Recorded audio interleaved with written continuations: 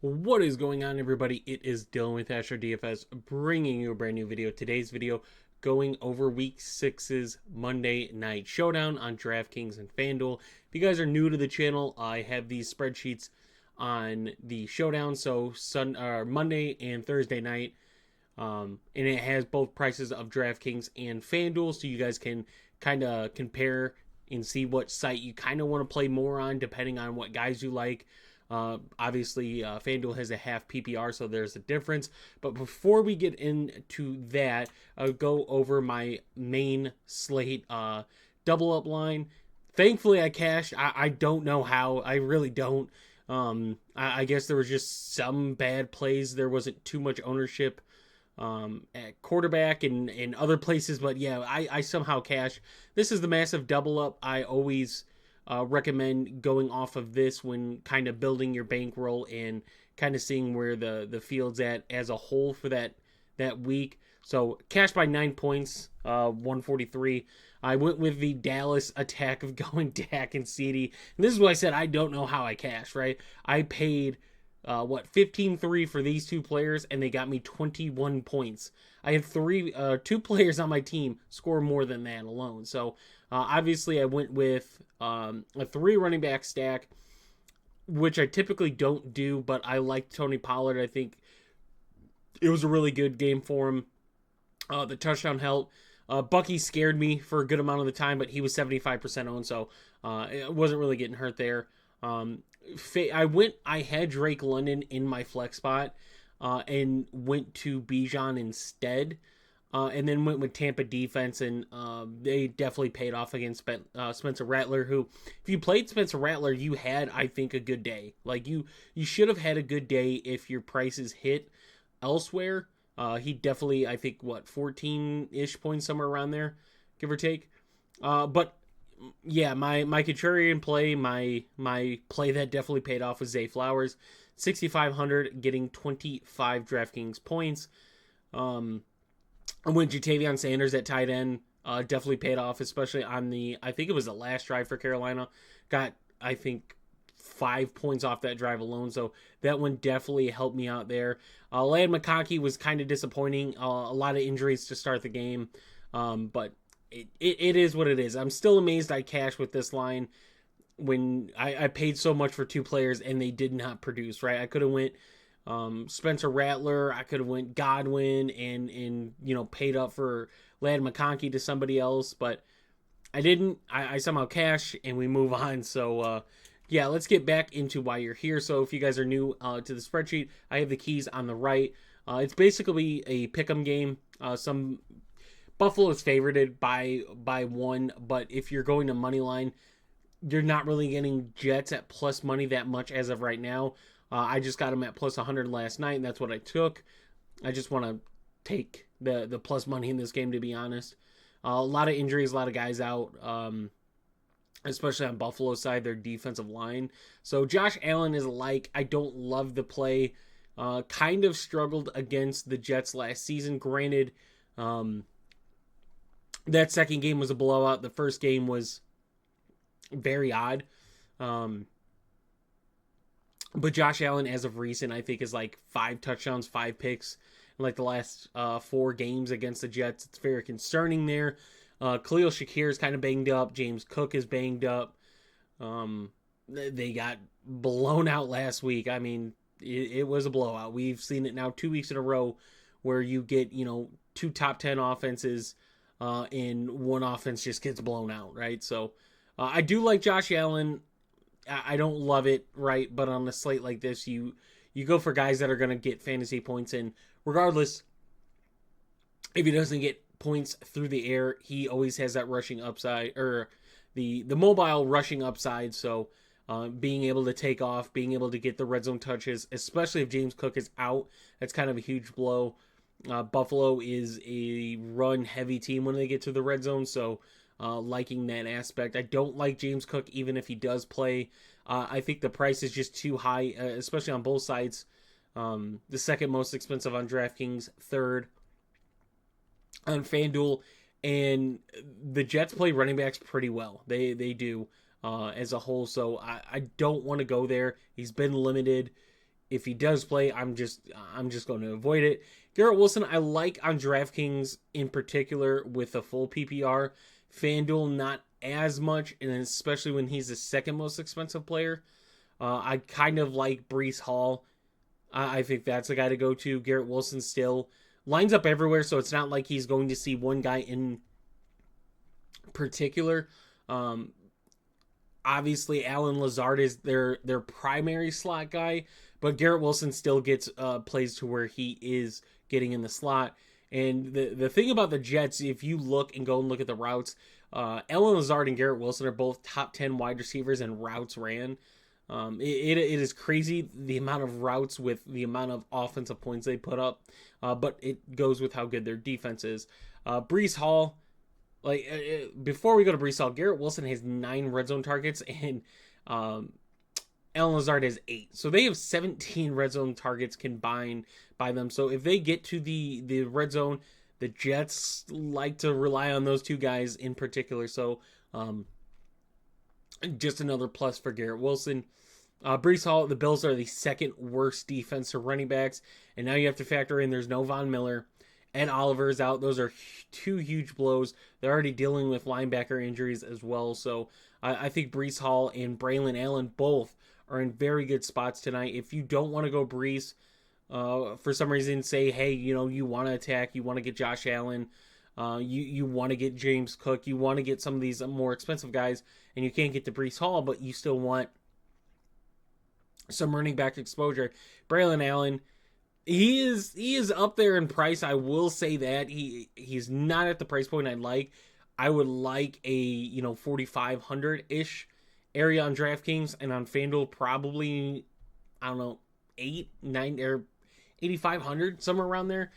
He's just kind of expensive on both. It's hard to get to, but if you wanted exposure, that's the guy to go to. Aaron Rodgers, it's not a love or hate. I think it's pretty neutral. Being the 5th most expensive on DraftKings and 5th most expensive on FanDuel, so it's not like you're paying a hefty price for Aaron Rodgers. And this is a season where we're seeing quarterbacks being valued on DraftKings. Usually you're not getting a quarterback under 10K. Usually both quarterbacks are above at least 10K. Some quarterbacks like Josh Allen probably should be around the 12K range, but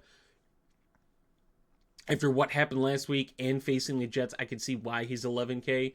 Khalil Shakir, this one is news to definitely watch. I love his price on FanDuel. 11.5 is a great price for Shakir on FanDuel. DraftKings, he's up there in price, but if he is in, he's my favorite Buffalo wide receiver. Michael Carter out for the Jets, so going to be a backup in there. I love targeting backup corners because either one, those corners are going to emerge as a good corner going forward, or 2, you're going to see them get targeted a lot. That's just how offenses and coordinators attack defenses, right? They find holes. For instance, Buffalo's defensive line is banged up. They're also a very bad defense against the run. I expect the Jets to run the ball quite a bit today. I don't expect Aaron Rodgers to run. He's got a bad ankle. If you remember how banged up he got against Minnesota. And you got to remember, they traveled too. I don't know how they're not on a bye this week. Granted, they have a Monday night game, so they got a whole extra day of recovery. Hopefully, Rodgers is okay, but I don't expect Rodgers to be moving a whole lot after the amount he got destroyed last week. Dalton Kincaid, a fade for me as well. His price is just too high for what he's produced this season. Jets have been a top 5 defense against tight ends. Granted, the tight ends they faced haven't been the greatest, but someone like George Kittle, I believe, was only 8 fantasy points against them. Dalton Kincaid just hasn't been used at all compared to what we had seen last season. We saw some flashes of Dalton Kincaid looking like, the top 2 option. And he still kind of is, but they're just not using him as much. Maybe if James Cook is out, we get a different style, but you're still facing a very, very good Jets defense. Allen Lazard, I like him as well. I mentioned the amount of routes they run. He's got a good matchup. I'm watching Johnson for the Bills if he is out. Both slot corners would be out in this game. Lazard lines up in the slot a lot. I mentioned the 8 red zone targets. It's a favorable matchup if Johnson is out. So watch for that one. I still like him nonetheless. Obviously, Aaron Rodgers is relying upon Allen Lazard in key moments. I mean, they got Garrett Wilson 22 targets, but Allen Lazard's still getting his fair share as well. Keon Coleman, this one, you're going to see DJ Reed, you're going to see Sauce Gardner, and those two are a hefty 1-2 punch. Coleman got 11 fantasy points last week. What did he do? He got 1 big touchdown. Could he do it again this week? Yeah, he could. Is price adjusted for a 1, catch 49, 59-yard touchdown? Sure, if you want to take that risk, but he's got a very, very tough matchup for him. And with Mike Williams, I don't know why Mike Williams. On FanDuel, I think Mike Williams' price is good. It's just the half PPR, he just hasn't been used. But DraftKings, he should not be 5,600. Mike Williams should be a guy down here. There is no reason that Tyler Conklin is 4K on DraftKings and Mike Williams is 5,600. I don't want to play Mike Williams at that price. If his price is cheaper, we start to have that discussion. But, Tyler Conklin, 8K. Mike Williams, 8K on FanDuel. Like, that's a good conversation to have. That's a good, if you're doing multiple lineups and stuff, those are discussions you have with yourself of, hey, do I want to take a chance on Mike Williams? Do I want to take a chance on Tyler Conklin? On DraftKings, I want to take Tyler Conklin every time with a 1,600 discount and a better matchup. Mentioned Braylon Allen. Ty Johnson, if James Cook is out or we start to hear something about him being limited, whatever, on FanDuel his price is great. $7,500 for a guy that could see an uptick in snaps.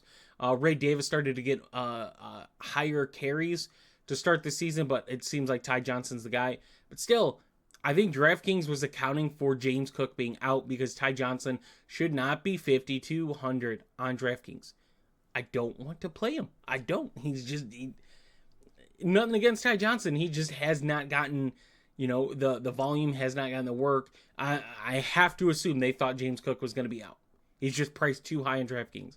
FanDuel, I think the price is fine. Even if James Cook is in, it's a value play there for me. Tyler Bass, I like on both sides. Greg Zuerlein, usually I have both kickers, but this is probably going to be a time where I say, hey, I don't really want to play Greg Zuerlein all that much. I don't hate him, right? I don't think you can fade kickers, especially in what looks like a very defensive game with a struggling Jets offense and a, Buffalo offense that, has games where they take over. But I want to target Tyler Bass.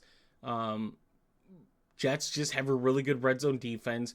Bills have struggled to get down the field as much as they usually do. I think they're like a bottom 12 offense in yards per drive, so that's concerning. Jets get a lot of pressure. See some scenarios, maybe the Bills get down the field. Jets finally, get that pressure.